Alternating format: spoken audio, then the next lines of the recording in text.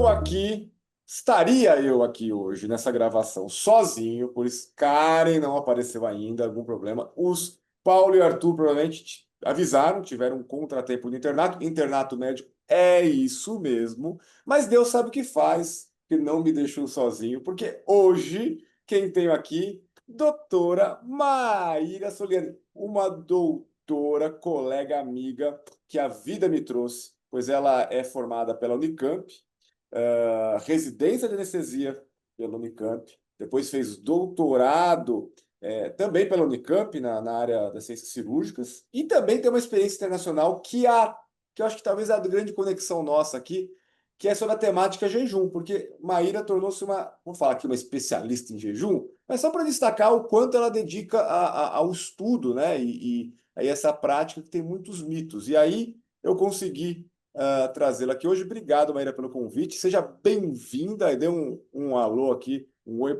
geral. E se quiser complementar um pouquinho do que eu coloquei aqui, do que eu apresentei, e já poderia até falar um pouquinho da experiência sua fora aqui da Unicamp, que é o grande mote nosso aqui da conversa. Obrigada, Fábio. Uma alegria estar aqui. E a gente é super amigo, então tenho certeza que esse podcast vai fluir até demais. Eu tenho realmente esse background como anestesista. Era muito feliz com o que eu fazia e não tinha a menor intenção de mudar de área, deixo bem claro, porque eu acho uma profissão maravilhosa, incrível, que conecta todas as áreas e traz segurança no peri-operatório. Então, todo o meu respeito aos meus colegas anestesistas, porque é uma profissão fascinante. E alguma coisa que me liga com o que eu faço hoje em dia é a preocupação com o jejum. Sempre existiu, né? Um anestesista, a primeira coisa que ele pergunta é que horas você Exatamente. fez a última refeição. Então, eu continuo zelando pelo jejum dos meus pacientes. A diferença é que antes era para proteção no perioperatório e hoje em dia é para muito mais benefícios de saúde que eu, quando comecei a estudar essa ciência moderna, antiga, mas moderna, né? Coisas que a gente não aprende na faculdade, que tem uma lista enorme. Quando eu comecei a estudar sobre isso, eu fiquei realmente perplexa, porque eu era do time que ficava brava com o cirurgião quando ele atrasava. Eu tinha dó dos meus pacientes porque eles estavam em jejum. Isso era uma tortura para os pobres coitados dos pacientes com cirurgias atrasadas. E hoje em dia isso mudou bastante, porque o jejum tem diversos benefícios e por conta dos nossos hábitos modernos, ele é, eu diria que uma ferramenta indispensável na caixinha de todos os médicos, para todas as especialidades, saberem prescrever, e para as pessoas comuns do dia a dia não se deixarem levar pelos hábitos que foram sendo incorporados ao longo das últimas décadas.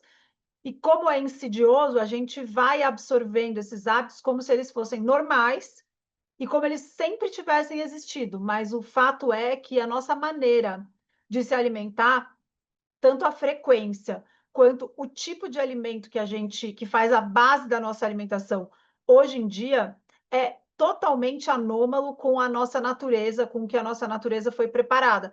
Então, o jejum ele é uma ferramenta extremamente útil para a gente tentar se proteger desses hábitos deletérios que foram incorporados ao longo do tempo, sem a gente perceber e achando que era normal, né? E a gente aprendeu, obviamente, isso na faculdade, da importância de comer de 3 em 3 horas para o metabolismo não parar, com o risco de hipoglicemia de ficar sem comer, e aí por diante. Aí a gente propaga isso num ciclo vicioso e a gente está nadando aí num mar de doenças metabólicas relacionadas a esses hábitos péssimos, que obviamente não só a alimentação, mas grande contribuição aí. Então, Ô, o ô, Má, Perfect Storm foi feito. exato, e Tempestade. sobre esse storm, nessa tempestade perfeita que se desenhou, primeiro eu queria lembrar, assim, eu vou conectando o Fábio antes de ter esse tipo de conhecimento, né? Antes, contato com Maíra Soliani, por exemplo, e o Fábio hoje. É verdade, porque assim, você sabe a minha história, você é anestesista, sou neurocirurgião,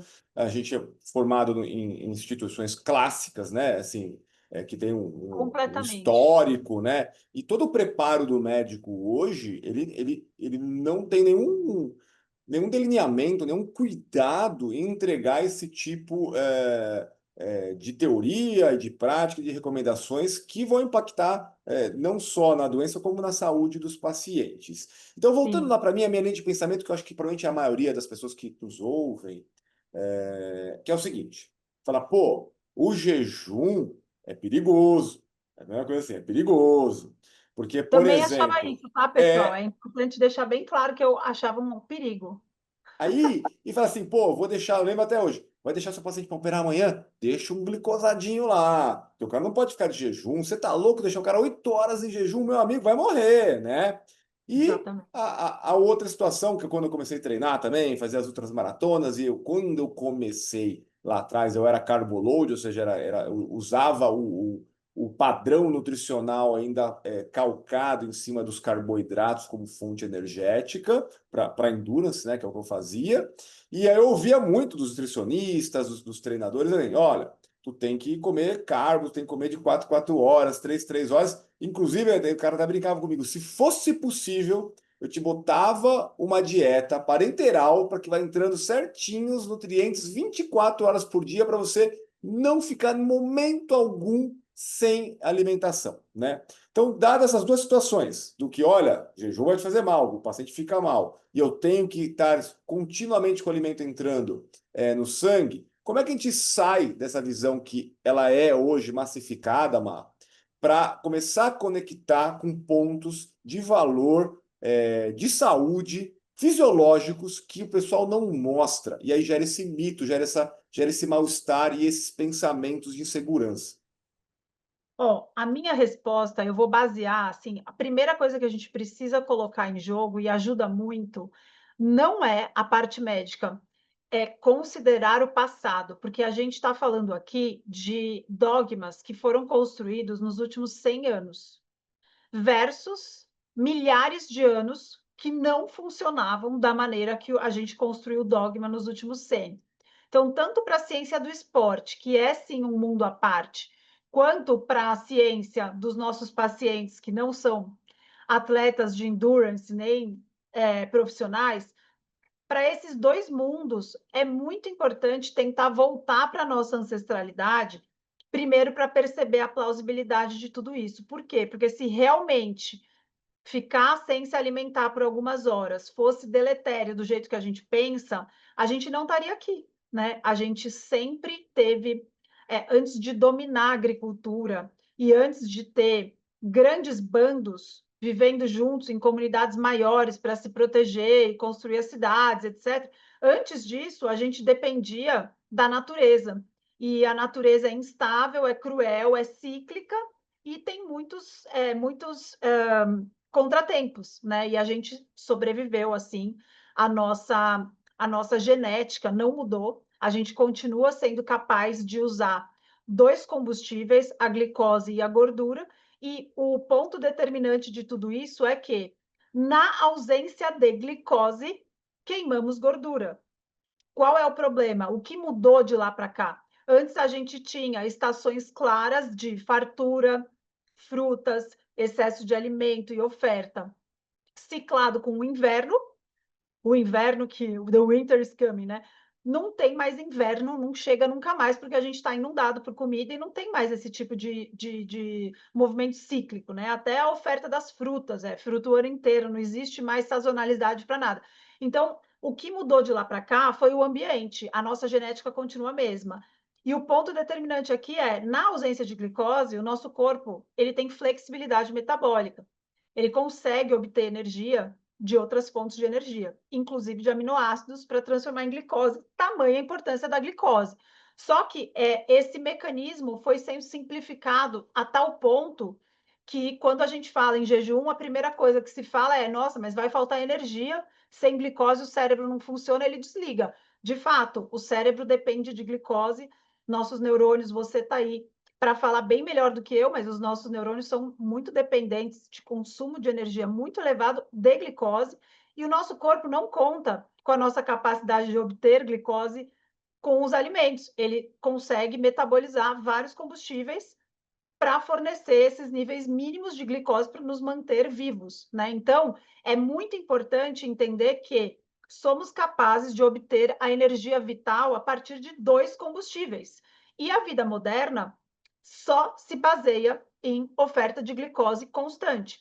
Na ausência da glicose, somos capazes de usar gordura. O problema é que não existem mais momentos de realmente privação de nutrientes, a menos que a gente tenha essa consciência e dê esse tipo de estresse para o metabolismo. E o resultado de tudo isso é que essa ausência de ciclar estações, de tempo de descanso, de sono, sem estar perto da alimentação, tudo isso que foi mudando com a vida moderna foi causando uma série de alterações na mitocôndria, na nossa fábrica de energia, disfunção mitocondrial. A gente tem aí uma epidemia de diabetes tipo 2, de esteatose hepática, de pré-diabetes, de obesidade, e isso tudo é um problema que vem do excesso, né? E esse excesso de glicose vem causando esse tipo de disfunção metabólica, e eu uso essa linguagem mais acessível para explicar para os pacientes que a gente enferrujou o nosso metabolismo. Então, apesar da gente ser flex, a gente está usando só um combustível, basicamente, que é a glicose, com dificuldade de queimar gordura.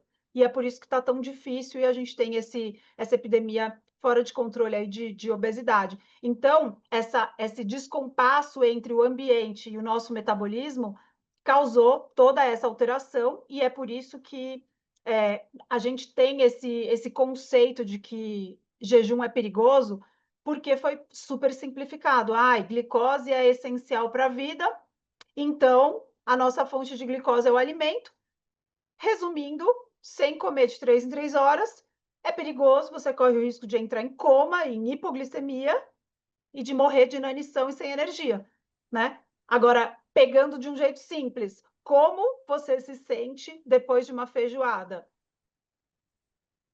Eu fico mal, Atenção, fico foco, down, vontade de ficar no sofá, né? exatamente, Quem que rende cansado. bem depois de uma feijoada? Então, excesso de alimentação, como fica a atenção? Pensa se você estivesse sendo perseguido por um leão. Você prefere ser perseguido por um leão depois dele jantar um alce ou com ele faminto, né? Quando a gente está no estado alimentado, a gente não funciona tão bem quanto no estado em jejum. O nosso cérebro, a nossa cognição, o nosso cérebro foi esculpido com momentos de privação de alimento, porque o nosso corpo consegue se adaptar com os corpos cetônicos. Então, isso é um conceito básico, simplificado demais, que assim deveria ser inconcebível para um médico Exatamente. explicar isso, Isso. né? E aqui, peraí, Mac, agora eu quero te apertar. Mas você já chegou estourando a porta. Você já que insinuou, já sugeriu que tu vai me recomendar que eu vou melhor treinar em jejum. Mas fica segura que nós vamos falar isso Ai, daqui a pouquinho. O que eu queria retomar aqui um pouquinho além do raciocínio, até para o pessoal nos acompanhar e dar daqueles momentos de recuperação de ideia, né? Então, assim, sim, o que que nós temos aqui? O jejum é fisiológico, né? Pelo que você sim. colocou, você colocou, por exemplo, na hora que eu vou dormir, na hora que eu estou dormindo, tá tendo jejum, não é isso?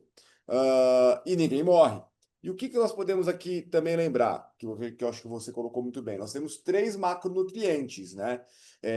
Lembrando aqui a gordura, o carboidrato e as proteínas. E de que nós, provavelmente não, nós, o bicho homem, ele não é dependente dos carboidratos, é dependente de proteína e é dependente de lipídios, né? De gordura. Por quê? Foi o que você colocou. Nós somos flex e a gente consegue produzir, sim, a gente depende da glicose mínima, mas o nosso corpo até tem esse mecanismo para não falhar e entregar-nos a essa glicose, que nós vamos falar que o nome técnico, tem muitos colegas que nos seguem, que é a neoglicogênese, que vai acontecer lá no fígado. Então isso ocorre, tá lá, tá rolando, beleza. Tanto é que o pessoal vai fazer prova de residência, fala o quê? Que a gente precisa fazer questões, tem questões que cobram isso, de que a pessoa ficou presa, desmaiada, 3 dias no banheiro. Por que que a glicose, na hora que ela chega lá no PS, está 75,65, né? Qual o mecanismo? É uma pergunta de prova de residência, isso, né? Para o coleguinha lá recrutar isso que nós estamos falando agora. Então, isso é um assunto pacificado, porque ninguém tem dúvida que isso está acontecendo, né? Então, pegando essa base, então você trouxe para nós que, olha, A gente não, durante o sono, a gente não morre por causa disso. Se alguém fica um dia sem comer por algum motivo, porque teve um acidente, também não morre, porque o corpo tem esse mecanismo, não é isso? Então, por que de acho? Você colocou, a gente tem que ficar mantendo de 3 horas. Então, trouxeram um elemento aqui que não bate com a nossa fisiologia, e aí o que você colocou. E aí redundou nesse excesso de glicose, nesse excesso de caloria, vamos colocar aqui, travou a nossa máquina que foi lapidada há muitos anos, de ser flex, de saber lidar com abundância, escassez, sol, claro, escuro, exercício, descanso, e aí travou a máquina. E aí nós ficamos, né, com essa máquina travada, derivou em todas essas doenças que nós temos hoje aí, que podemos até dar uma canalizada na síndrome metabólica, né? Pode ser um Uhum. bom exemplo, né? E A então, melhor hipótese é flexibilidade metabólica, é o oposto de síndrome metabólica.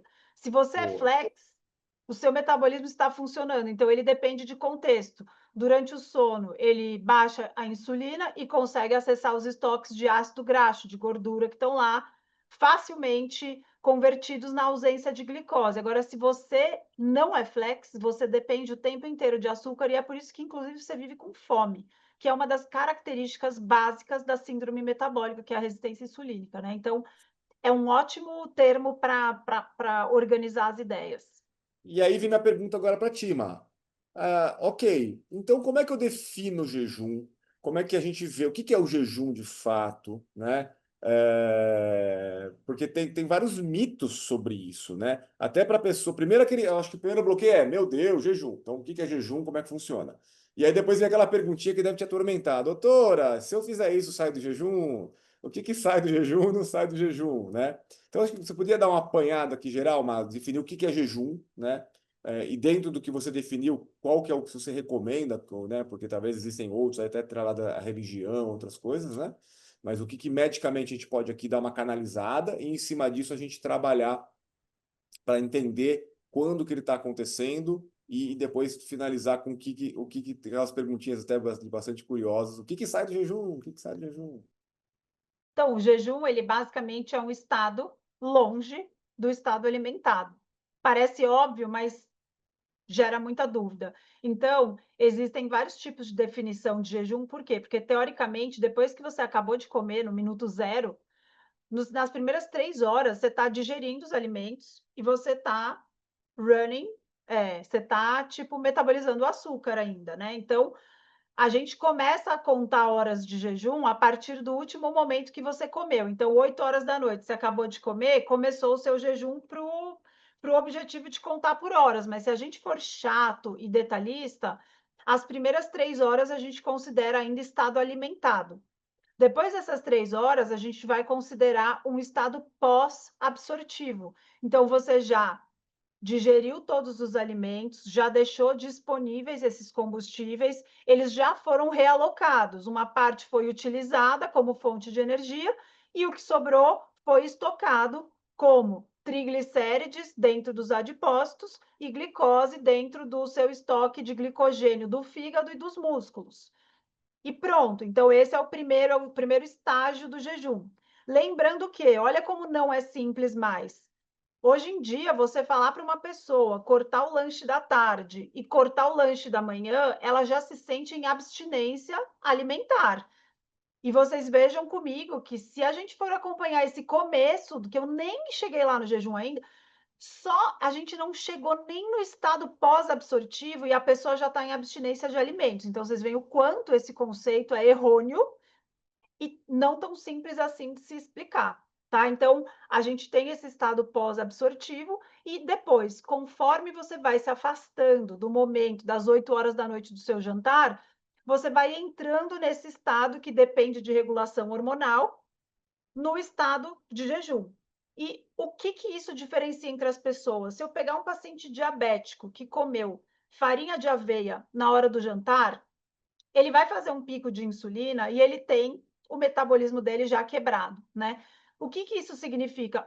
Ele teve um pico muito alto de insulina e ele vai demorar muito para baixar essa insulina. Então, esse diabético tipo 2 que jantou às 8 horas da noite, ele vai provavelmente passar a noite toda no estado digerindo os alimentos, no estado pós-absortivo, e não vai ter tempo suficiente de baixar a insulina dele para ele começar a usar outro combustível. E aí ele vai acordar às 7 horas da manhã e vai comer o quê? O pão integral multigrãos, com o queijo light, com a Becel e etc., que são as recomendações oficiais ainda, infelizmente, pela maioria dos nossos colegas. Então, vejam que até para definir o jejum, dependendo da pessoa, esse número de horas varia, tá? Depende da sua flexibilidade metabólica. Ao passo que você, que é flexível, por exemplo, Fábio, como exemplo, você janta às 8 horas da noite, e aí vai chegar às 7 horas da manhã, se você for dosar suas cetonas no sangue, provavelmente vai estar lá em 0,2, 0,3, por quê? Você é flexível, jantou, fez o pico de glicose, a insulina deu conta, baixou, você passou a noite usando os seus ácidos graxos. Essa sinalização, quando funciona, é natural e todo estado de jejum noturno já te faz mudar de interruptor de combustível, tá? A gente é flex mesmo, a não ser que esteja quebrado, como o diabético, por exemplo. Então, essa janela de jejum, a gente considera que 12 horas é um mínimo ideal, tá? O estado de jejum é justamente essa acomodação de hormônios para garantir combustível constante. Afastou da comida, você para de usar a glicose, aciona o interruptor metabólico e começa a usar a transição aí aminoácido barra gordura, tá? E essa troca de combustível, para os médicos que estão nos assistindo, tem até termo técnico mesmo, tá? Que é o metabolic switching. Você muda G para K para G, G de glicose, K de cetona. Então, essa troca metabólica acontece de acordo com a oferta. Então, um dia que você esteja, o neurocirurgião entende muito isso. Por quê? Por conta do horário das cirurgias. É muito tempo de cirurgia. Você tinha planejado 4 horas e de repente vira 12. Algum cirurgião cai em cima do paciente porque ficou sem o lanchinho? Não, a gente entende essa troca metabólica. Mas quanto mais longe dessas situações, menos a gente começa a usar o cérebro para raciocinar com as situações. Então, o jejum a gente considera aí, por questão prática, do momento da última refeição até a hora que você vai quebrar, pode ser no dia seguinte. Estudos atuais mostram que vida moderna passa-se 16 horas por dia no estado alimentado e a gente deixou só os momentos de sono profundo sem se alimentar. Então, E pensa num aqui dia de entra, 24 desculpa, também a horas. privação de sono, né? Porque a vida Também, moderna, o cara ainda é exatamente. privado de sono, dorme 5, 4 horas por noite e é o período que ele está de jejum. Exatamente. Esse vício em alimento é tão grande que a gente encurtou o período de sono. Porque encurtou o período de sono e só fica sem comer quando dorme, a gente também encurtou o horário de jejum. Então, a gente vive mesmo em privação de sono e privação de jejum. A gente precisa ter um mínimo. E aí, quando me perguntam, qual que é o mínimo de jejum? 12 horas. Pensa, o dia tem 24. Fica pelo menos metade desse dia, dando um Que inclui descanso o para o seu sono, trato digestivo. Oi? que vai incluir o sono.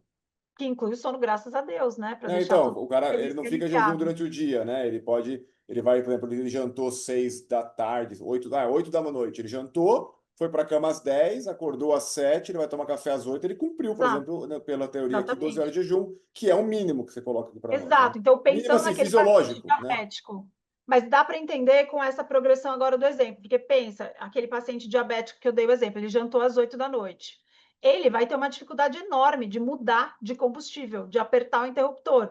Então, faz muito sentido você orientar esse paciente diabético a demorar para comer a próxima refeição no dia seguinte. Então, das 8 da noite, 8 da manhã seria o mínimo. Se ele falar, doutor, eu acordo às 6 e tenho que tomar café essa hora, senão eu não tomo mais. Beleza, então janta mais cedo. Por quê?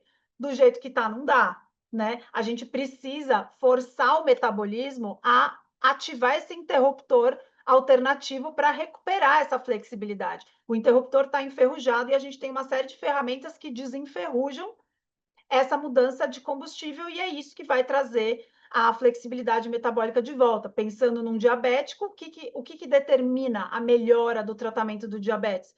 Reversão da gordura visceral em volta do pâncreas, em volta do fígado, e essa queima de gordura visceral só vai acontecer com redução dos níveis de insulina. Não é possível um diabético que não para de comer o dia todo janta tarde, acorda cedo e dá menos de 12 horas de jejum para se alimentar. Então, faz sentido entender por que o jejum é terapêutico para uma série de doenças de metabolismo quebrado.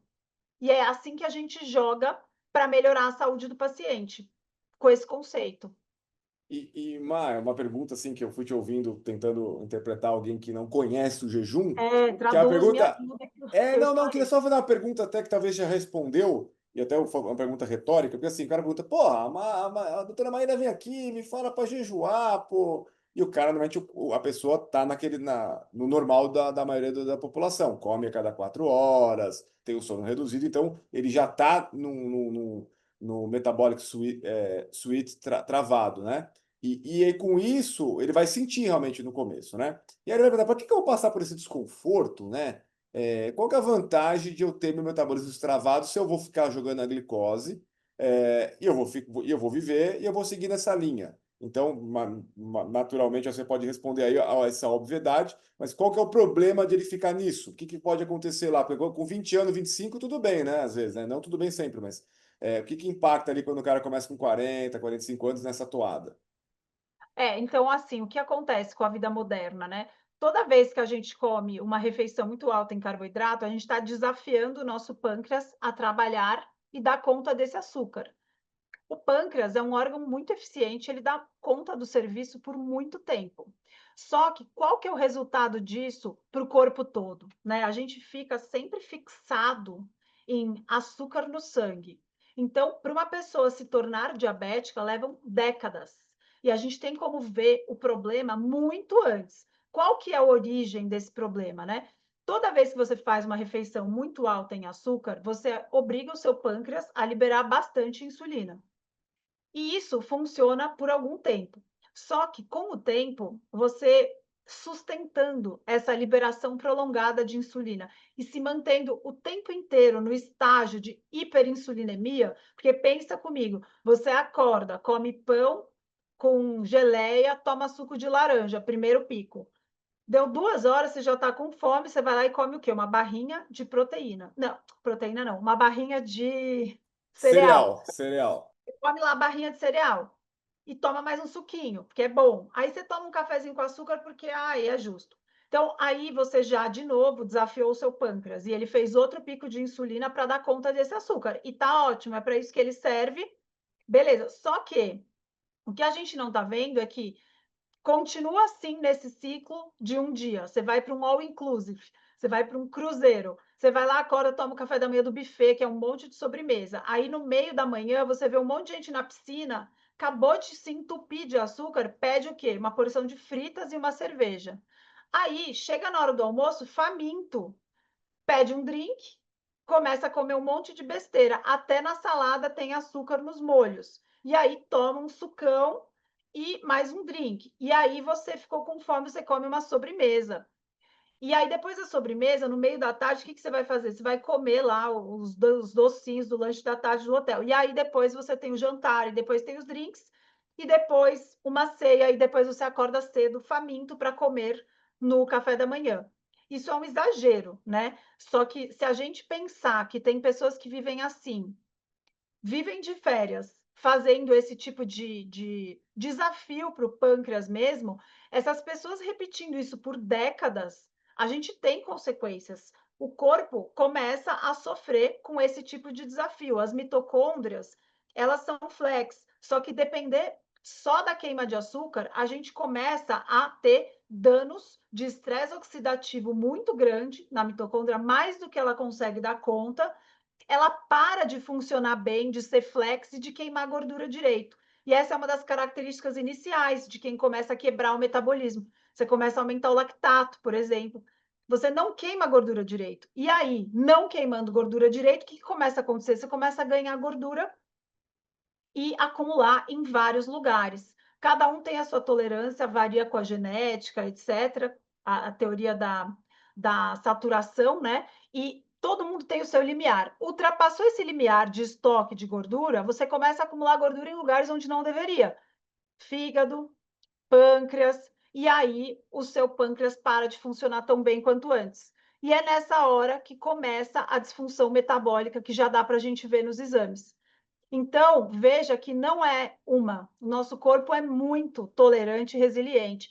São décadas para instalar esse tipo de disfunção com os nossos hábitos. E eu não falei do exercício físico aqui, e isso também é uma questão muito grande do nosso ambiente, porque hoje a gente terceiriza tudo, tá tudo a um clique da mão e a gente não se esforça para nada. A gente não faz força para lavar roupa, a gente tem lava-roupa, a gente tem secador de roupa, a gente tem carro, a gente tem controle remoto. A gente não precisa se esforçar para fazer comida, nem para lavar louça, porque pede pelo iFood, depois joga a embalagem no lixo e nem lava louça, nem secar. Então, assim, a gente está num nível de não gastar energia, de não demandar renovação de mitocôndrias, que elas vão enferrujando mesmo. Os momentos que a gente tem maior estímulo para renovar essas fábricas de energia são atividade física, que sinaliza renovação das mitocôndrias para elas serem potentes, queimando gordura direito. A gente tem o jejum intermitente, que sinaliza a renovação das mitocôndrias doentes. E tudo isso foi diminuindo com a vida moderna. Então, não é de uma hora para outra, não é uma doença infecciosa aguda. É uma doença crônica de hábitos muito deletérios, que obviamente se combina com os fatores genéticos e epigenéticos. Ô, Mar, e aí, assim, ficou muito bem caracterizado, viu? Ficou bem legal. Deu para entender bem o jejum, qual o motivo, por que que eu tenho que me preocupar com isso, mesmo sendo jovem, né? Qual a repercussão que vem, até como você lembrou, porque esse tipo de disfunção, de doença, o diabético, né, que eu acho que é o carro-chefe de exemplo para essa disfunção metabólica, ele não fica diabético do dia para a noite como um raio. Bah! Ele vem num processo de adoecimento. Tanto é que a gente até brinca, né? Se eu pegar o diabético no começo do adoecimento, eu pego lá na virada, tá pré-diabético, eu posso falar até que eu curo, vou falar entre aspas aqui, né? A gente cura, não Coloca é em que remissão cura mesmo. porque a gente tem poder, eu reverto o caminho desse adoecimento, eu mudo, eu vou lá e habilito a mitocôndria dele, reabilito como uma fitoterapia, né, vamos dizer assim, e aí ele deixa de ser diabético, porque ele não caminhou, não avançou para um ponto que não pode retornar mais, que realmente queimou o pâncreas, não tem mais insulina e danou-se. Aí vai depender de insulina para o resto da vida, que ele queimou o órgão. Muito bem, ficou claro. Aí eu queria te perguntar o seguinte agora. Ok, Mar, eu entendi, você me convenceu. E eu tô aqui nesse mundo carboload, eu tô no mundo aqui que eu como a cada 4 horas, e eu achava que era isso tava que era bom e não é. Como é que eu mudo? Porque assim, tem um período de adaptação, eu tenho que sair Sim. fazendo jejum de uma semana. Como é que é? O que que é recomendado? O que que eu devo evitar? Quais são assim as bases de apoio para quem vai começar a entrar nesse mundo do jejum? E vale aqui uma ressalva bem destaque, que atenção, nós estamos falando de pessoas que não têm doença, que não tomam remédio, porque quando a pessoa já está numa situação que tem aí uma comorbidade, uma doença, ela tem que tomar cuidado com as mudanças também alimentares, porque isso pode implicar. Por exemplo, eu quero chegar, o cara toma insulina. Se ele toma insulina, a insulina é burra. Se ele muda a padrão alimentar dele, ele talvez tenha que diminuir a insulina. Então, demanda já um apoio, uma Ah, sim, supervisão. é. Então, mas falando assim, Uhum. a pessoa que está lá jovem, que não tem doença, que entendeu e quer evitar ficar doente. Qual que são as premissas aqui para ele fazer essa transição? O que que é? Onde que ele tem que trabalhar? O que que é? Então, jejum de 7 dias? Como é que funciona isso? Eu não posso comer nada, beber nada? Como é que funciona? Quais são as bases aí? É importante lembrar, a gente precisa sim de uma adaptação. Depende do nível de jejum que você vai se preparar também, tá? Porque para uma pessoa que tem fome de 2 em 2 horas, ela vai começar, por exemplo, cortando os lanchinhos. Ela vai ficar, eu chamo isso de mini fast. Você vai cortar os lanchinhos intermediários e vai caprichar melhor na sua alimentação. Ai, mas eu fico com fome à tarde. Tudo bem, capricha no almoço e aí você vai começar a regular a quantidade de comida que você precisa para se manter saudável aí, vivo, até a próxima refeição. Esse período de adaptação é importante. Então, quanto mais carboidrato você come por dia e mais vezes você come por dia, mais dependente de açúcar você tá. Então, você sabe que vai ter que esperar um mal-estar, tá? Ninguém, vamos pegar um dependente químico, quem, vamos supor, um etilista crônico. Um etilista crônico que vai para o rehab, ele não espera se sentir bem nos primeiros dias, não é? Esse conceito é importante, você tem que esperar um certo mal-estar, tá? E é legal usar o exemplo dos inuits, porque eles descreveram isso, né? A gente tem vários estudiosos aí da época dos Inuits que iam para lá, exploradores do Ártico, para descobrir como é que os esquimós viviam sem carboidrato, porque era um mistério, né? E aí tem várias descrições legais. E o que, que acontece? Quando acabava o estoque de alimentos do navio, da navegação lá, eu não sei usar os termos técnicos de navegadores, tá, gente? Mas esses cientistas que iam lá estudar, a determinado momento, acabavam os estoques de carboidrato que estavam no barco, na embarcação.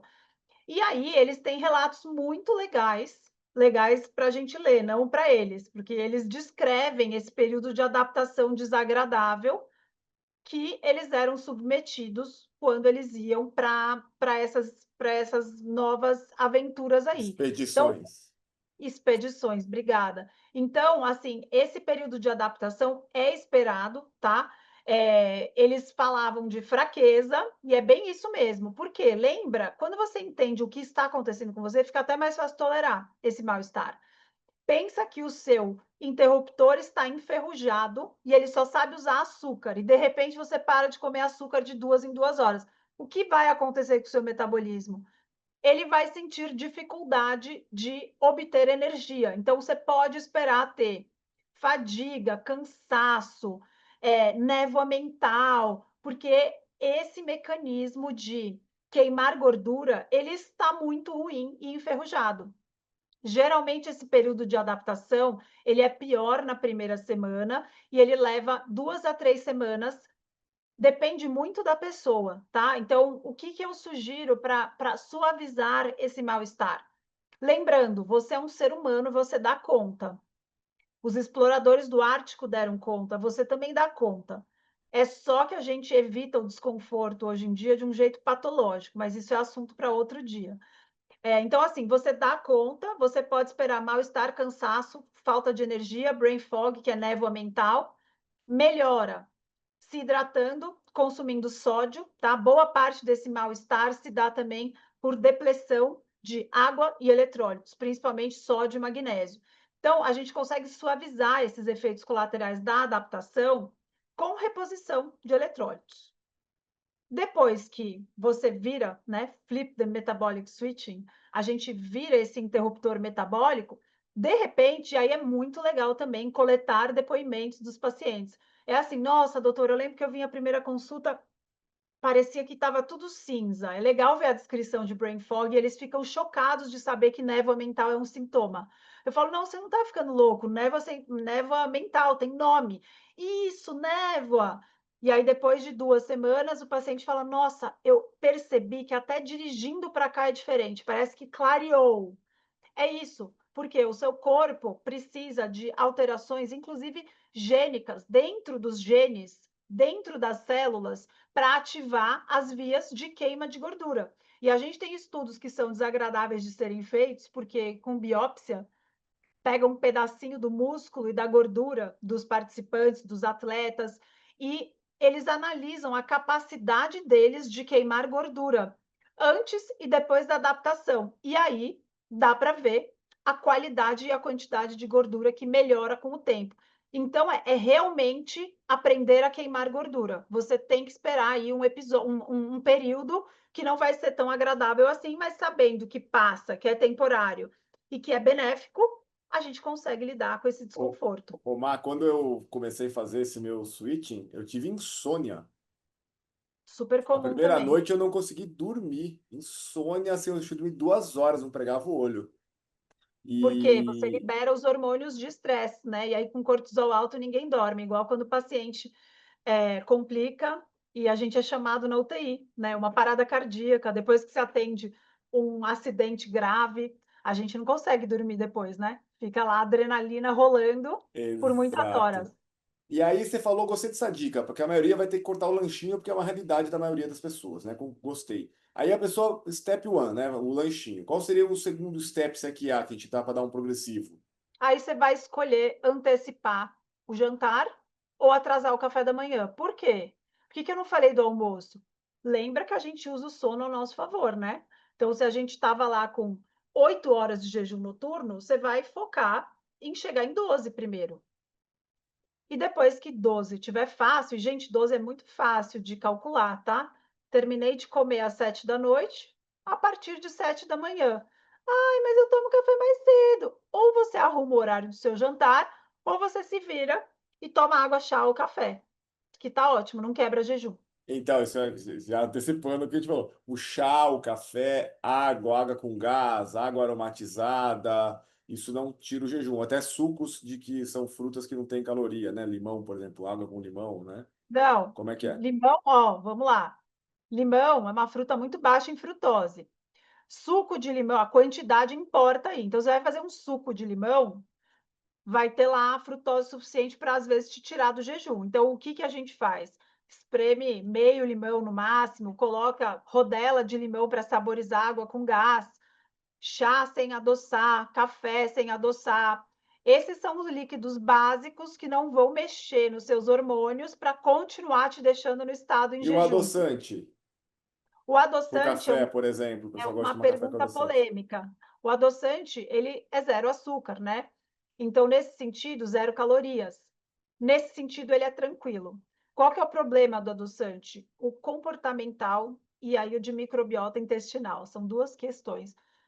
Muitas pessoas, por sentir o sabor doce na língua, ficam com dificuldade de continuar em jejum. Estimula o apetite. Por quê? Porque a sua língua é agnóstica. Ela não quer saber se o sabor doce veio do chocolate ou se veio de um negócio zero, né? E aí pode estimular o seu apetite e você não consegue mais ficar em jejum porque sentiu esse estímulo da fome. E o outro ponto é que tem vários estudos modernos mostrando que os adoçantes, eles impactam sim na microbiota intestinal. E isso pode ter um contribuinte aí negativo, tanto para a sensibilidade à insulina, para liberação hormonal, para regulação de fome, apetite e energia, desbiose intestinal. Então, assim, esse é um assunto mais complexo e depende de mais, é Ok. mais polêmico. Então, depois do tira quebrar o lanchinho entre refeições, nós anteciparmos ou atrasarmos o café da manhã ou a janta, vamos falar assim, porque é o que você falou, o almoço acaba ficando na hora do almoço mesmo. A gente não, a gente quer sempre explorar o jejum para dentro da hora do sono, não é isso? Estrategicamente, ou você empurra o jantar, empurra o café da manhã para mais tarde, ou antecipa o jantar. Em termos de tanto faz, não é tanto faz, tá? É importante deixar isso bem claro. Então, lembra do diabético que eu falei do jantar às 8 da noite. Para um diabético, se ele me perguntar o que é melhor para uma pessoa que quer emagrecer, para uma pessoa que vive com fome, que come besteira o dia inteiro, os estudos são muito claros, tá? Comparando. Quanto mais cedo, melhor. Então, para um diabético, é melhor ele jantar às 6 da tarde ou continuar às 8 da noite o jantar dele e tomar o café da manhã mais tarde. O melhor resultado para emagrecimento e para melhora dos hormônios vai ser jantar mais cedo. O nosso corpo não foi feito para comer à noite. E isso não é, os nossos avós sabem disso e os bisavós também, mas a gente gastou milhares de dólares para descobrir que eles tinham razão. O nosso corpo ele obedece o ritmo circadiano de dia e de noite, o ciclo de luz e escuridão. Antigamente, sem televisão, sem geladeira e sem forno, a gente dependia de consumir os alimentos durante o dia. Durante o dia, a gente tem o pico de digestão mais eficiente e de liberação de insulina e sensibilização da insulina. Nosso corpo, ele digere melhor os alimentos, com um melhor pico de insulina, menor, durante o dia. Se você pegar o mesmo prato de comida e consumir às 8 horas da noite, o efeito metabólico vai ser muito diferente. A gente digere pior, o pico de insulina é maior e você vai passar a noite no estado alimentado ao invés de renovar e regenerar aquelas microorganelas que não estão funcionantes, por exemplo. Então, em termos de o que é melhor para os resultados, não tem dúvida nenhuma que seja escolher jantar mais cedo ou pular o jantar. E Vida nesse moderna, modelo. Aham. Desculpa, nesse Não, modelo nós pode estamos falar. chegando já em 14 horas de jejum, provavelmente, né? Porque aquele que conseguiu fazer 12 horas seria com os horários habituais, vamos colocar Às assim. vezes a pessoa toma café da manhã, porque assim, o horário de acordar geralmente é fixo das pessoas, né? Manhã é um negócio mais corrido, tal. E às vezes a pessoa faz questão do café da manhã. Eu acho ótimo. Se ela acorda e fala, doutora, eu tenho que tomar café da manhã às 6 da manhã. Beleza, janta às 6 da tarde. Ah, Tá. mas isso aqui é difícil. O problema é mais social. Mas depois que o paciente começa, é nítida a diferença. Digere melhor, dorme mais profundo, porque a gente está esquecendo aqui de falar dos efeitos térmicos dos alimentos. A gente aumenta a nossa temperatura do core quando está próximo da alimentação e vai dormir. E esse aumento da temperatura é uma dica a menos para aprofundar o sono. Então, você está lá no estado alimentado, não no estado reparo e reaproveitamento. E isso impacta na qualidade do sono e, obviamente, da questão mecânica, né? Quantas pessoas sofrem de refluxo gastroesofágico, de queixas importantes aí de disfagia, de mal-estar, de hérnia, enfim. E toda essa parte mecânica é beneficiada quando você antecipa o seu jantar. Então, em termos de entrega de saúde, jantar tarde é o pior que você pode fazer por você. Socialmente é mais desafiador, mas é uma diferença que vale a pena ser conversada. E aqui então, mas nós chegamos já, acabamos com o lanchinho, aí começamos a mexer em duas, ou, né, café da manhã e janta, antecipa ou atrasa, e aí nós vamos acabar entrando aqui, não 12 horas ou 14 horas de jejum, de uma maneira até meio fluida, né? Sim, Ok. Aí tem também aquele lance da dieta do guerreiro, Warrior Diet, que o cara faz uma janela de 4 horas só de alimentação, que é perto da hora do sim. almoço, então ele fica com 18 horas, 20 horas de jejum. E aí, chegar nisso é necessário também? E seria um terceiro nível? Como é que funciona a Não sua é visão? necessário para todo mundo e não é benéfico para todo mundo, tá? Principalmente para as pessoas que não têm a menor noção do que é prioridade para a alimentação. Porque só 4 horas para se alimentar, você não sabendo nada sobre a importância das proteínas, da comida de verdade, de não ficar comendo igual um. Ai, vamos lá, comer pouca proteína e comer muito carboidrato, né? Essa proporção errada aí, a gente tem uma meta de proteína que é importante para a manutenção de massa magra. É comum que as pessoas comam sempre pouca proteína e abusem ou de gordura ou de carboidrato. Isso é deletério a longo prazo, então, assim, o jejum de 20 horas não é para qualquer um, nem para ser sustentadamente repetido se você não tem acompanhamento. Por quê? Eu vejo isso na prática, tá? 4 horas só para se alimentar, você não consegue bater a sua meta proteica, e se repetido isso sem exercício físico, sem qualidade da dieta, e a longo prazo, você está fazendo uma dieta ruim, entendeu? Então, não é bem o problema do jejum. É lógico que isso depende do paciente, tá? Porque para paciente diabético tipo 2, o de 20 horas é maravilhoso. Por quê? É um paciente que tem o extremo da inflexibilidade metabólica, ele tem muita gordura visceral para ser queimada, e aí o jejum de 20 horas é um estímulo bem maravilhoso, e agora as pessoas estão começando a entender que isso é terapêutico pelos resultados do Mondiaro, né?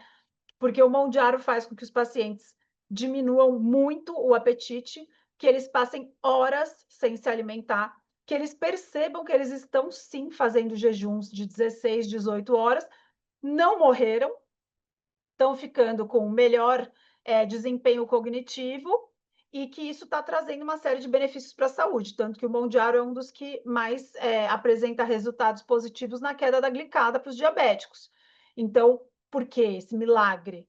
É uma medicação que facilita a prática do jejum, a redução de consumo de Eu não tinha calorias. pensado exatamente Sim, nessa condição que vem atrelada. Mas aqui arrematando, então assim, eu acho que o 14, 12, 14, 16 horas é algo que qualquer pessoa pode e até deve fazer com o sim, objetivo de trabalhar na sua mitocôndria e mantê-la flexível, mantê-la saudável.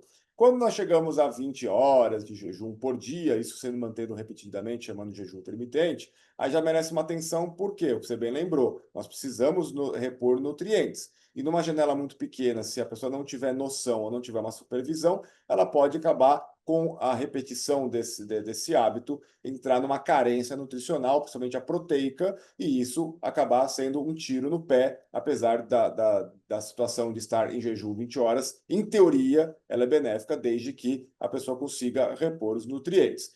E uma Aí outra eu, coisa importante. Não, mas isso eu preciso falar, senão eu vou esquecer. Que você falou e me fez lembrar. A quantidade de pacientes obesos, desnutridos que eu atendo é chocante.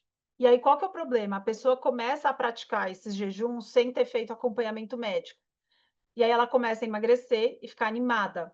Aí ela fala: nossa, acho que eu vou me cuidar.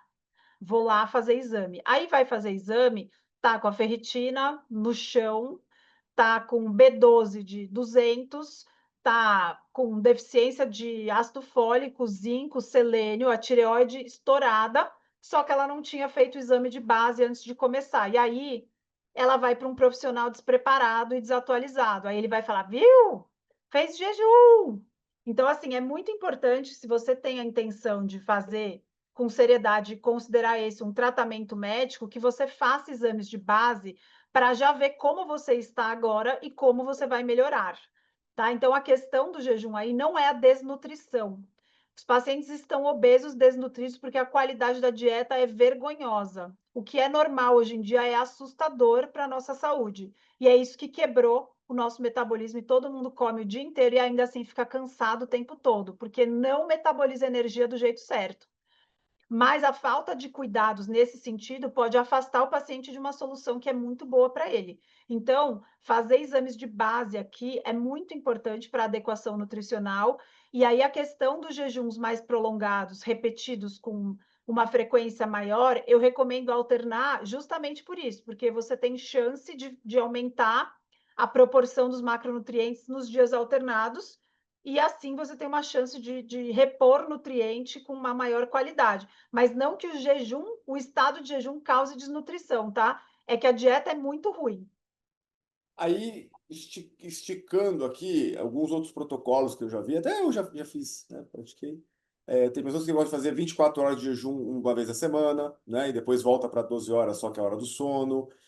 Já Sim. vi protocolos também, até alguns colegas aí de referência que chegaram a fazer até 2, 3 dias de jejum a cada 4, 6 meses, né? E aí volta para uma dieta normal, só mantendo aquelas 10, 12 horas do sono.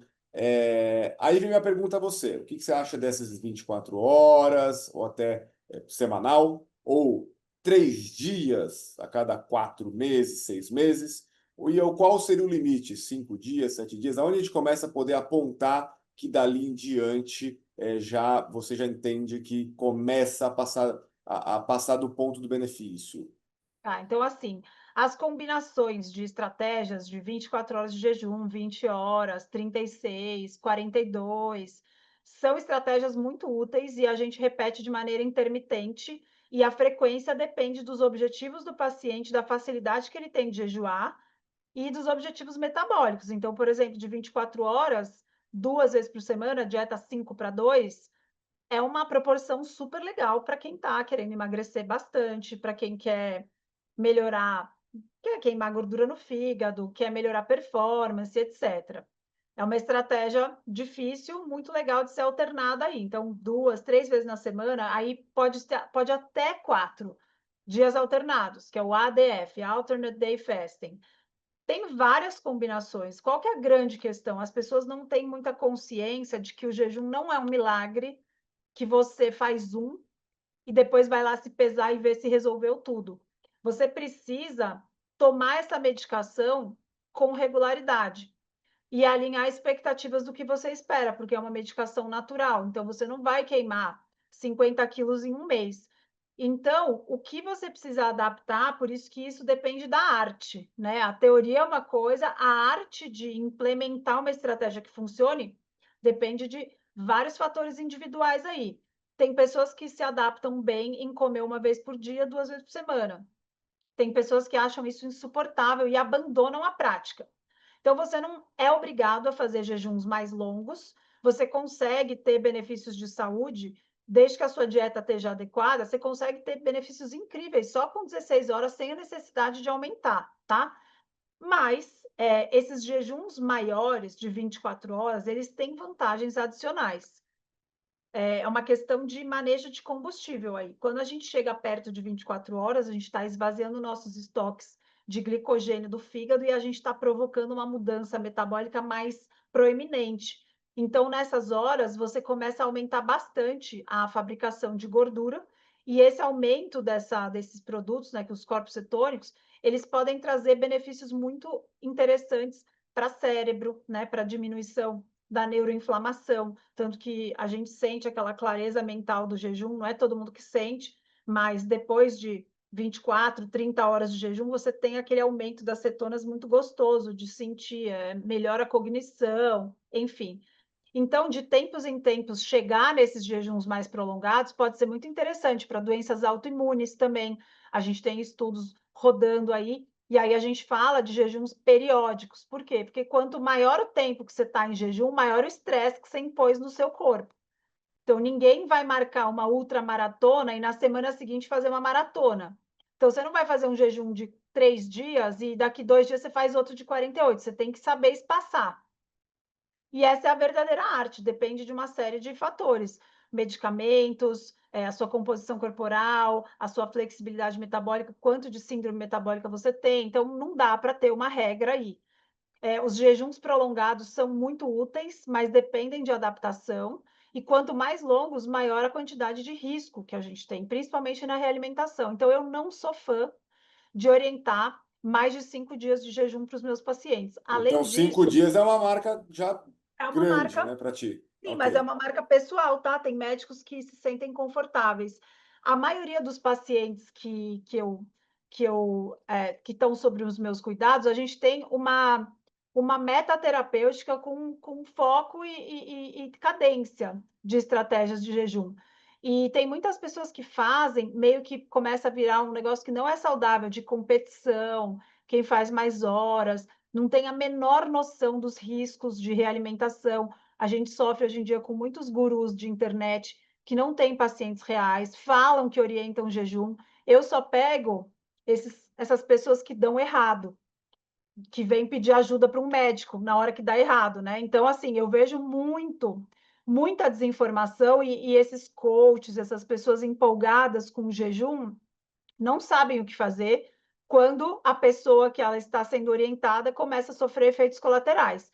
O principal é aquele ponto que eu falei, mesmo estando obeso, a sua chance de estar desnutrido é gigantesca. E essas pessoas, principalmente quem tem deficiência de B1, tem um risco aumentado para síndrome de realimentação. E tem muitos pacientes com doenças autoimunes, com bastante restrição alimentar, que acabam abusando do jejum. Por quê? Porque não toleram quase nenhum alimento, por exemplo, e aí entram no estado de jejum, se sentem aliviados, repetem jejuns prolongados com uma frequência muito grande e tem vários riscos para a realimentação. Então, pacientes desnutridos, etilistas crônicos, os obesos que se alimentam mal, que é a maioria, precisa fazer uma série de exames para ter certeza que esses jejuns prolongados são seguros. E quanto maior, mais tempo você vai ficar sem repetir eles. Por isso que a gente considera esses longos como jejuns periódicos. Você vai ter uma determinação específica, cíclica, né? O Fast Mimicking Diet, por exemplo, o que, que é? Um jejum periódico, uma dieta de baixa caloria, de 5 dias, que é repetida em ciclos mensais. É um estresse grande, você vai dar tempo para o seu metabolismo se recuperar. Estresse curtos, 12, 14 horas de jejum, você pode repetir todo dia e vai te trazer benefício. Então, é importante entender o jejum como se fosse uma medicação com várias doses. Eu, como anestesista, não consigo sair muito dessa dosagem miligramas por quilo. Então, a gente precisa entender que tem a dose certa para cada tipo de objetivo e é preciso avaliar se está funcionando. Então, não é ai, me fala aí, que jejum que eu faço? O que, que eu faço? Não existe uma receita, a gente não tem uma maneira só de fazer, mas a gente precisa fazer uma avaliação, um acompanhamento para avaliar se está dando certo, né? Se está fazendo bem para o paciente. Basicamente isso. Não, ficou perfeito a colocação. Inclusive, eu ia te perguntar sobre a Fast Mimicking Diet, porque ela realmente não tira do jejum, né? Ou tira, porque ela mantém É o uma dieta efeito. cetogênica, plant-based. ela te coloca no estado em jejum, mas é como se você estivesse fazendo uma dieta cetogênica mesmo. Você entra em cetose, você demora mais, né? Então, 5 dias de fast mimicking diet, a gente não tem estudos de equivalência, tá? Com jejum verdadeiro. Mas em termos de mudança, de metabolic switching, eu, por exemplo, que já fiz as duas, eu faço jejum de 3 dias, eu fico igual quando eu faço jejum fast mimicking diet de 5. E o que que é essa dieta? É uma sopona, né? Cheia de nutriente, como é que é? É uma dieta plant-based, ou seja, vegana, cetogênica. É difícil de compor assim os macronutrientes para um leigo fazer, tá? Mas o objetivo aí é, se você pegar uma dieta vegana normal, é um pesadelo para entrar em jejum, porque o vegano não é saudável, né, gente? O vegano normal, ele come comida do futuro lá, que não é do futuro, é da treva, mas são ultraprocessados que fazem pico de glicose. Então, você vai pegar uma dieta vegana, baixa em caloria, a pessoa só vai morrer de desgosto e de desconforto, com muita fome e vai demorar muito para ter os benefícios, não ia dar em 5 dias. Então, por isso ele adaptou para uma dieta baixa em proteína animal por conta do mTOR, né? Para a gente entrar no jejum, a gente precisa ativar alguns sensores de estresse e de energia. Então, a MPK, ela está muito ligada à quantidade de energia. A gente ativa o AMPK na baixa de energia. Então, tem que ser uma dieta baixa em caloria. Fast Mimicking Diet é baixa em caloria. É 1.800, 800 calorias. Aí, além de baixa caloria, ela não pode ter insulina alta, né? Porque aí ela ativaria a via do PI3K lá. Insulina alta te tira do jejum. Então, não dá para ser uma dieta vegana mais cheia de aveia, farinha de tudo quanto é coisa integral. E aí o terceiro ponto é que tem que ser, eu já falei da caloria, da insulina e agora da proteína. Proteína animal, ela estimula demais o mTOR e para a gente entrar no estado de jejum, o mTOR tem que estar inibido. Então, para essa dieta funcionar em 5 dias, ela precisa ter todas essas características. Por isso que o Walter Longo resolveu o problema criando um kit pronto para prescrever para os pacientes que estão fazendo esses ciclos, né? Então, a dieta Fast Mimicking Diet, ela tem todas essas características para induzir o estado de jejum com a pessoa ainda comendo, mesmo que poucas calorias. E aí ela entra em estado de cetose mais profundo, porque ele se mantém por alguns dias. Agora, vamos fazer uma mudança aqui, né? A gente falou muito de doença, tudo, mas antes de fazer a mudança, também acho que vale destacar aqui que não adianta se valer do jejum, como você está explicando, como você está apresentando, como você está esclarecendo, independente da maneira que a pessoa se adapta ao jejum, e no período que ela vai se alimentar, ela vai comer pizza com guaraná, né? Então, acho que Ó, vale vou te também. falar, vou ser polêmica, tá? Não é que não adianta. Isso a gente vê agora com o Mondiaro, a conversa fica mais possível das pessoas me entenderem, porque antes era difícil, era polêmico demais o que eu falava. Com o Mondiaro, o paciente não emagrece? Emagrece de qualquer jeito. Por quê? Porque a dieta dele é tão ruim e ele come 8 vezes por dia lixo. Se você diminuir o apetite do paciente, ele come lixo pela metade, ele já está melhor. Você entende o conceito? Resolveu o problema todo? Não resolveu, mas diminuiu. É damage control, é controle de danos. Então, adianta fazer o jejum e comer pizza? Imagina que a pessoa comia pizza de qualquer jeito. Só que agora, em vez dela comer pizza e de manhã comer lá a coxinha frita com o refrigerante, ela come só pizza. Então, metade do problema está sendo eliminado porque ela está salvando o trato digestivo dela de absorver porcaria pelo menos um período do dia. Então, não é que não adianta, tá? Só que é muito mais difícil suportar isso por tempo suficiente para você ter uma mudança de vida que realmente faça a diferença. Mas tem algumas pessoas que conseguem sim, tá? Elas começam desse jeito e elas falam: poxa, eu tô tão melhor, e de repente eu percebi que eu tenho mais foco, mais concentração, mais energia nesse período do dia que eu estou em jejum. E aí, quando eu como essa pizza, eu fico com brain fog depois, irritada e ansiosa por mais. E essas mudanças comportamentais levam um tempo, né? Porque você precisa perceber o padrão.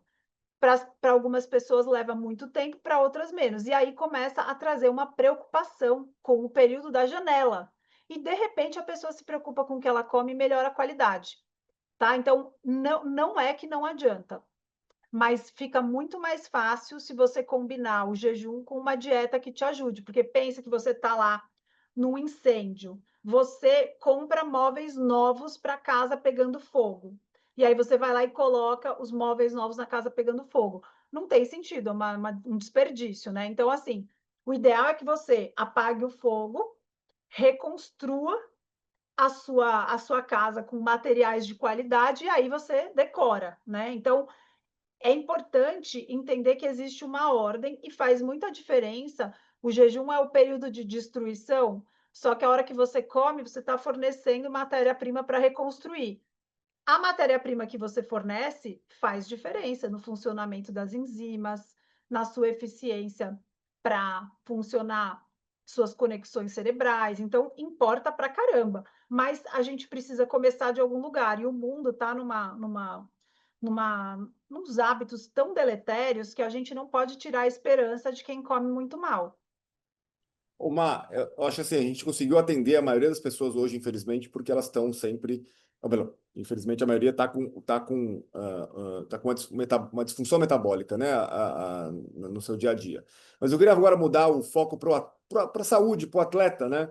Porque outra consideração que quando você fala em jejum para cara que treina, principalmente um marombeiro na academia, e tal, é que é catabólico, que ele não vai ganhar massa muscular, vai perder massa muscular. E, inclusive, já conecto aqui que foi a brincadeira do leão lá, que você para ter melhor desempenho físico, né, você vai performar melhor o estômago vazio, em jejum, do que após uma refeição.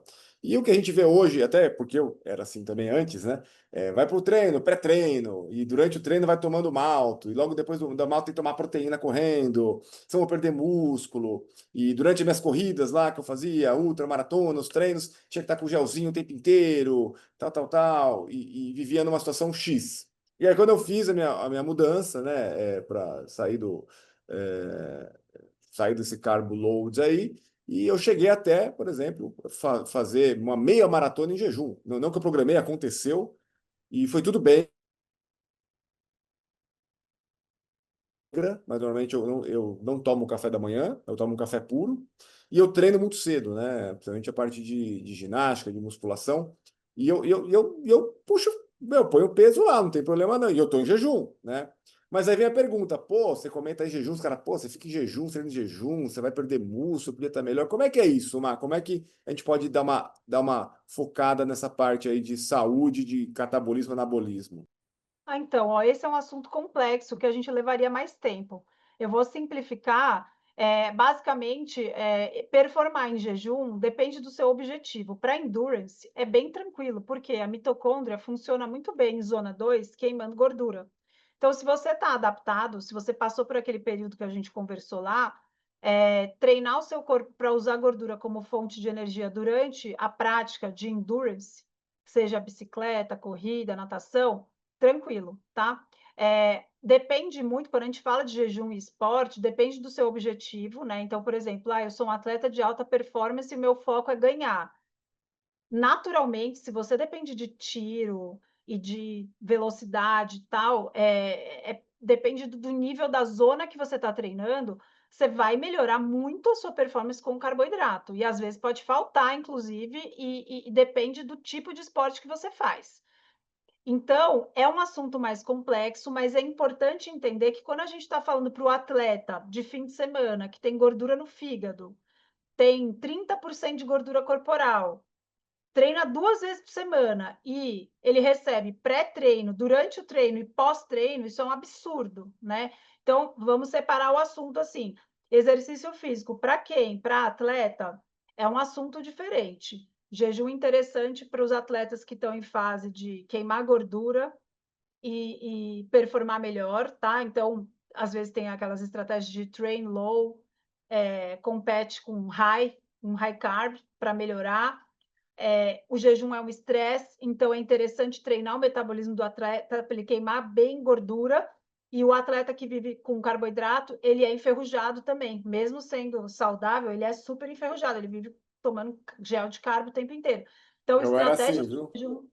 estratégias de jejum nesse sentido são muito benéficas, né, para melhorar, porque pensa no paradoxo, o atleta quebra na prova de triatlon tomando 35 géis, e ele tem lá gordura, 30.000 calorias de gordura, que ele não consegue acessar porque ele está enferrujado, ele só usa a glicose como fonte de energia. Então, esse paradoxo inquietante aí, a gente consegue entender pela falta de flexibilidade metabólica. Agora, para o atleta de fim de semana, ele não precisa treinar usando gel de carboidrato. O treino, o aeróbico em jejum é super benéfico, aumenta a queima de gordura, inclusive aumenta a lipólise, porque a sua mitocôndria já estava lá queimando gordura e você só exigiu um pouquinho mais dela naquele nível que ela está usando. Então, é super legal usar o jejum como forma de aumentar a sua queima de gordura durante o treino aeróbico. É um paradoxo não, mas é um assunto complexo para O que eu falar. queria trazer, vamos tentar, eu entendi, você deixou bem claro que assim, tem que discutir qual saúde ou qual atleta estamos falando, porque realmente Qual o performance objetivo extremada, para quem? exatamente, nós vamos ter uma situação que o jejum pode até atrapalhar como rotina, né? Mas pode ser usado como uma ferramenta, depende do momento da planilha, ou do pré, ou pós, ou a competição principal. Mas vamos focar aqui, talvez a que a maioria é aqui, médico, aluno, vai para academia lá uma vez por semana, 5 vezes por semana.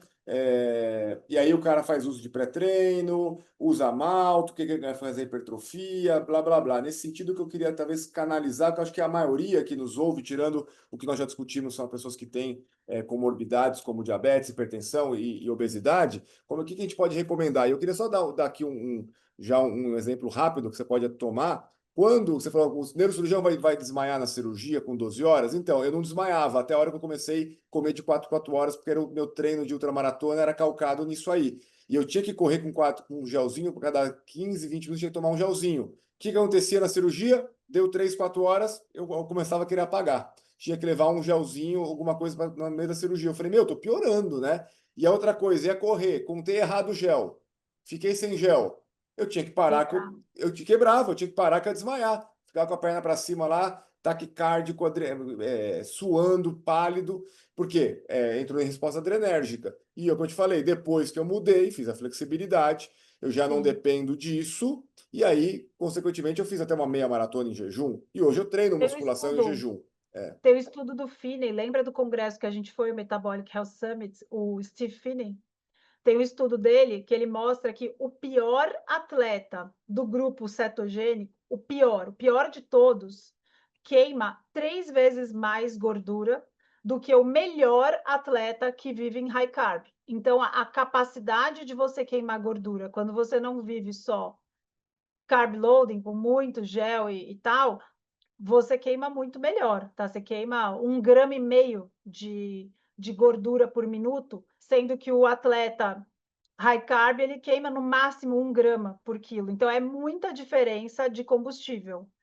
Nisso é uma vantagem muito grande. E facilita a vida. Tem muita gente que deixa de treinar porque fala, eu só consigo treinar às 6. Aí eu tenho que acordar às 5. Aí eu não consigo comer às 5. Aí eu tenho medo de morrer ou de queimar músculo. Então, assim, isso ajuda muito. Quantas pessoas não mentem para o personal que comeram e têm vergonha de admitir no consultório que treinam em jejum? Aí eu falo, não, tá ótimo, tudo bem.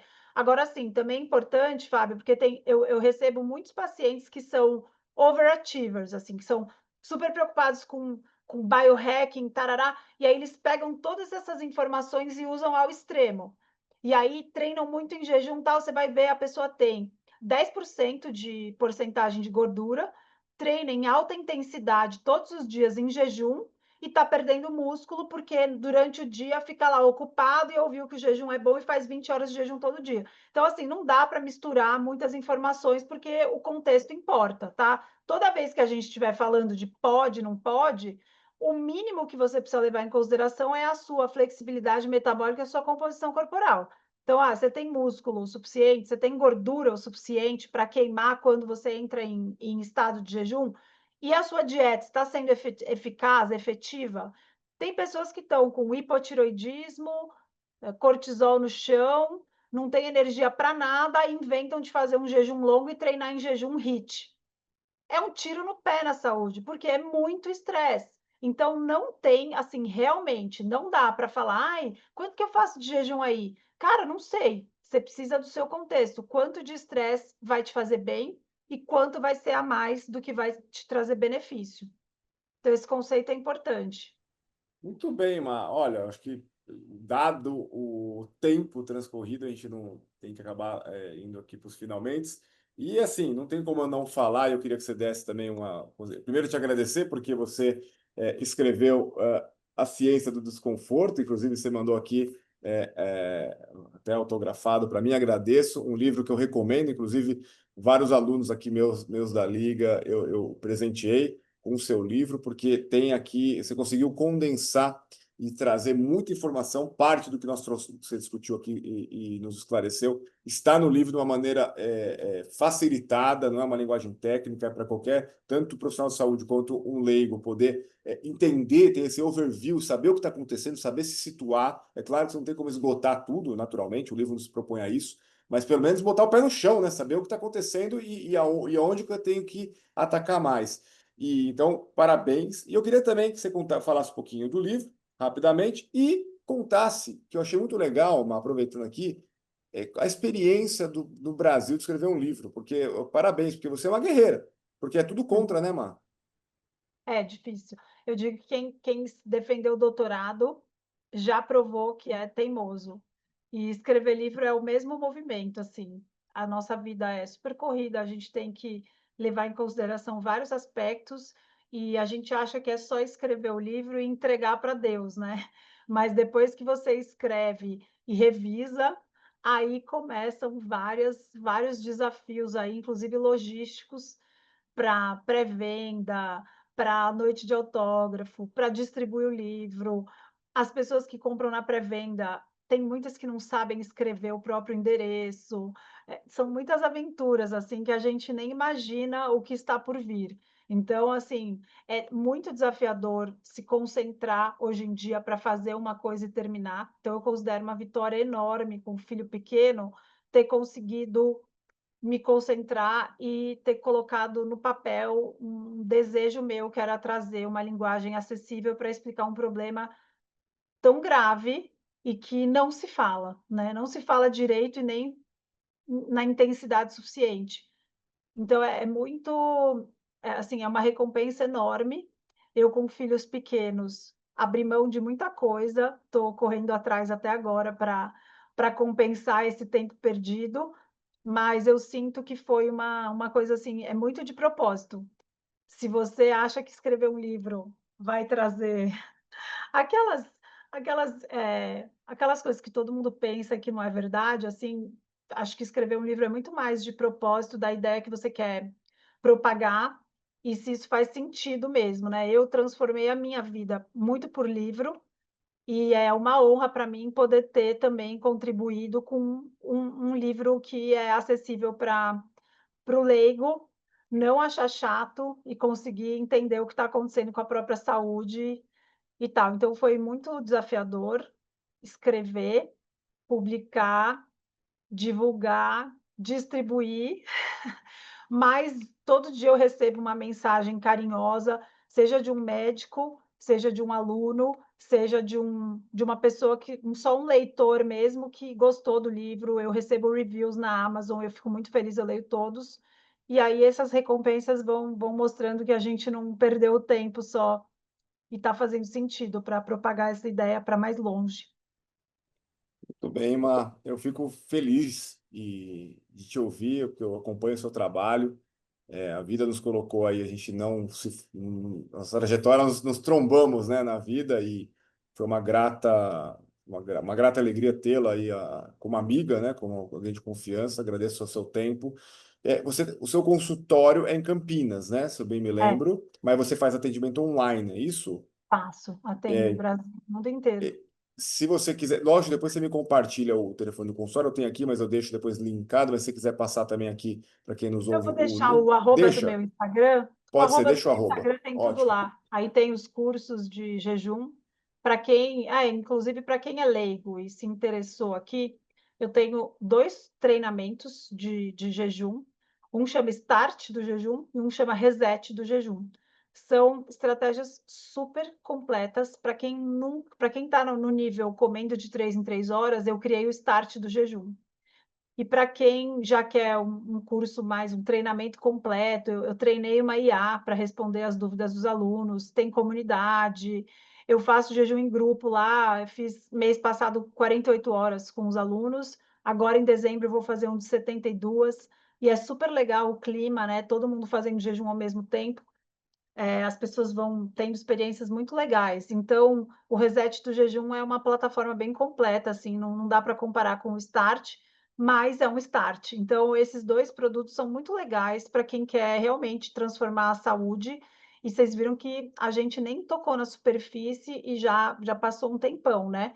Então, é um treinamento mesmo para quem quer se aprofundar, melhorar e colocar em prática.